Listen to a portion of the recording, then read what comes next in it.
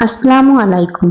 I hope সবাই ভালো আছেন। টক ঝাল মিষ্টি আচার পছন্দ না এমন কেউ আছেন কিনা আমি জানি না, তবে আমার মনে হয় 98% মানুষেরই আচার পছন্দ। সেটা যদি হয় আবার সবার পছন্দের আমের চাটনি। তো আমি আমের চাটনি বানানোর জন্য আগে আমগুলোকে সিদ্ধ করে ব্লেন্ড করে নিয়েছি।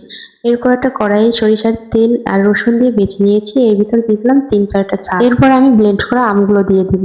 এখানে আমের লেয়ারটা যেভাবে ভাজে ভাজে পড়েছিল আমার কাছে দেখতে তো খুবই ভালো লাগছিল। আপনাদের কার কার ভালো লাগছে অবশ্যই কমেন্ট করবেন। আচ্ছা, এরপর আমি 2 চামচ লবণ, 1 চামচ হলুদের গুঁড়ো, 1 চামচ মরিচের গুঁড়ো আর 2 চামচ লাল চিনি দিয়ে আমের সাথে খুব ভালোভাবে মিক্স করে নিব। মিক্স করা হয়ে গেলে এরপরে দিয়ে দিব খেজুরের গুড়।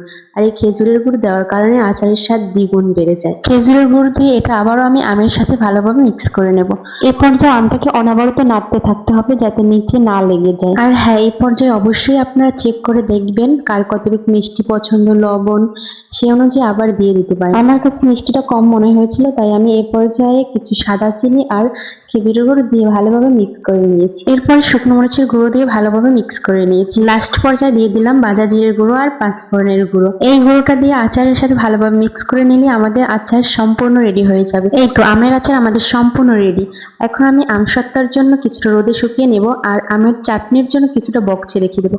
দেখেন তো আমের চাটনিটা কত লোভনীয় লাগে। আর এই আমের চাটনিটা আপনারা ফ্রিজ ছাড়াও 3-4 দিনের মতো খেতে পারবেন, আর ফ্রিজে রাখলে 1-2 মাসের মতো খেতে পারবেন। যাই হোক, এখন আমি আমসত্ত্বার জন্য কিছুটা রোদে শুকিয়ে নেব, আর একেবারে শুকিয়ে গেলে আমি একটা বক্সে ভরে রেখে দেবো।